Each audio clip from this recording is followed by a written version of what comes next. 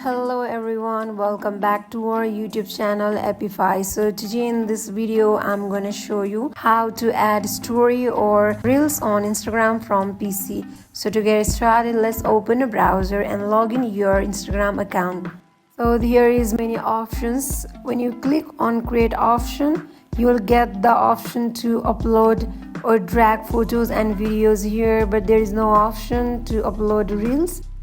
So basically there is no option to upload reels on Instagram from PC. So we are here for the solution. Go to the new tab and search for the Chrome Web Store and go for first link.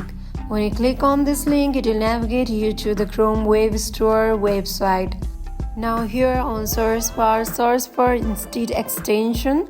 I've already installed this extension. If you haven't installed it yet, then you can just tap on get and install it. As I have already installed this extension, I can just simply go to this icon and tap on it. When you tap on it, it will navigate you to this page. Here tap on OK, let's go. And when you tap on it, it will convert your web-based application into the Android-based application. Now it will provide features of Android also. When you tap on plus icon, it will give you the options to post reel. When you tap on reel, you can just select the reel that you want to upload.